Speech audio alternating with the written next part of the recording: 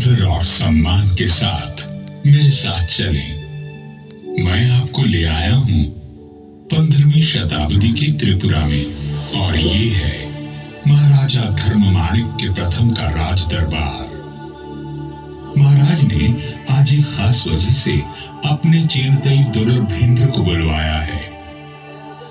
ब्राह्मण श्रेष्ठ, आप केवल शास्त्रों के ही ज्ञाता नहीं, आपको हमारे राजवंश का संपूर्ण इतिहास भी कंठस्थ है।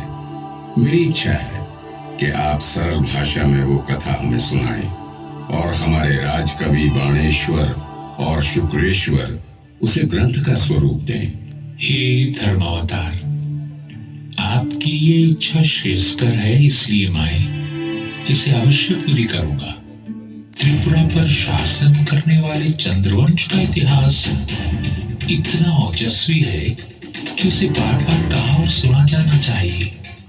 प्राचीन काल में चंद्रवंशी सम्राट ययाति के 5 पुत्र हुए, पुरु, यदु, तरवसु, अनु और द्रुयु। सभी ने अलग अलग दिशा में जाकर अपने राजवंशों की स्थापना की। द्रुयु दक्षिण पूर्व दिशा की ओर गए और कपिल मुनि के आशीर्वाद से सागर द्वीप में अपना राज्य स्थापित किया। कपिल मुनि ने आशीर्वाद देते हुए कहा था, त्रिवेग नागरिम शुभम। महाराज द्रुयु के 27वें वंशज पूर्व दिशा की ओर गए, जहां उन्होंने किरातों को परास्त किया। वहीं ब्रह्मपुत्र और कपिला नदी के संगम पर एक नया नगर बसाया गया, जिसका नाम त्रिवेग था। त्रिपुरा केवल एक शब्द नहीं, कृपा है शिव और शक्ति की। पीठमाला तंत्र में स्वयं महादेव ने ये घोषणा की है कि धरती पर जहां भी माता सती के अंग गिरे, वहीं शक्तिपीठ की स्थापना हुई। उसी ग्रंथ में संकलित एक श्लोक में कहा गया है, त्रिपुरा में देवी का दाहिना पैर गिरा। पूजनीय देवी को त्रिपुरा सुंदरी कहा जाता है और यहाँ स्थापित शिव का नाम त्रिपुरेश भैरव हुआ। और इस तरह शुरुआत हुई एक कीर्तिवान राजवंश की, जिसने करीब 3000 साल तक आर्यवर्त के इस महान भाग पर शासन किया।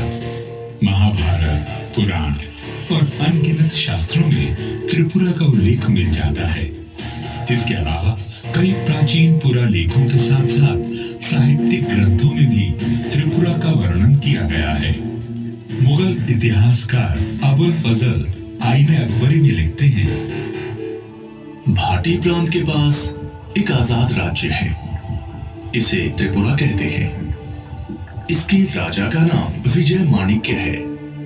इस राजा के पास 2 लाख पैदल सेना और 1000 हाथी हैं। त्रिपुरा के इतिहास से तो आप परिचित हो गए। अब इस कथा के सूत्रधार से भी मिल लीजिए। शुभ्र कांति, उज्जवल मुख, उन्नत गुंबद, राजसी छप, सारा विश्व मुझे सम्मान से उज्जयंत महल कहकर पुकारता है। मेरा नामकरण किसने किया, यह रहस्य इतिहास में कहीं खो गया है, परंतु मेरी नींव में मिले ताम्र पत्र पर लिखे संस्कृत श्लोक में मेरा नाम मिल जाता है। 1857 के भूकंप में अगरतला का राजमहल भी बुरी तरह से क्षतिग्रस्त हुआ। तब महाराजा राधा किशोर माणिक्य ने 1901 में मेरा निर्माण करवाया।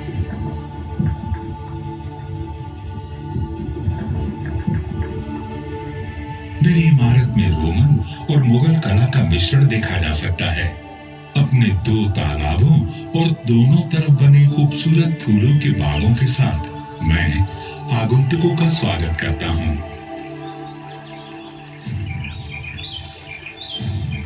यहाँ के पर्वत त्रिपुरा वासियों के अदम्य स्वभाव के चिन्ह हैं। नदियाँ जैसे कला और संस्कृति की अविरल धारा का प्रतिबिंब। यहाँ के उदार जंगल जीवन को आश्रय देते हैं और यहाँ की प्राकृतिक सुंदरता वैदिक कवियों की कल्पना से अद्भुत है।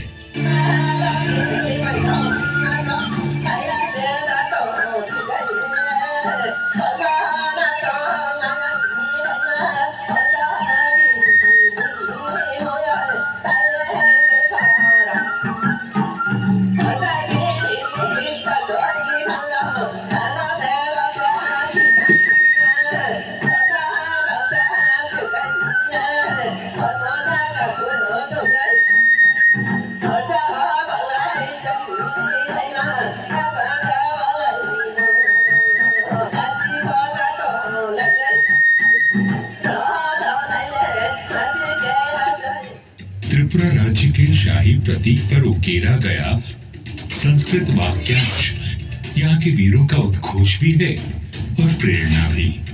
किल विदुर वीरता सार में कम, वीरता से अधिक आवश्यक और कुछ भी नहीं। ऐसे महान आदर्श वाले वीरों की भूमि पर शिव और शक्ति परोक्ष रूप में बसते हैं, तो धर्म यहाँ के नरेशों के रूप में प्रत्यक्ष अवतार लेता रहा।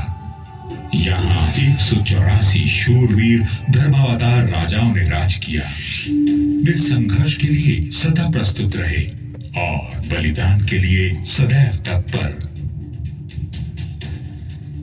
त्रिपुरा के प्रथम नरेश से लेकर अंतिम शासक ने अपना सर्वस्व देकर इस परंपरा का निर्वाह किया। इस राजवंश के अंतिम प्रजापालक महाराज वीर विक्रम किशोर माणिक्य बहादुर को याद करता हूँ तो याद आता है उनका समर्पण, त्रिपुरा को विकसित करने और आधुनिक बनाने की उनकी प्रतिबद्धता, और साथ ही याद आता है वो एक दिन जब नियति ने हमसे विश्वासघात किया। मई 19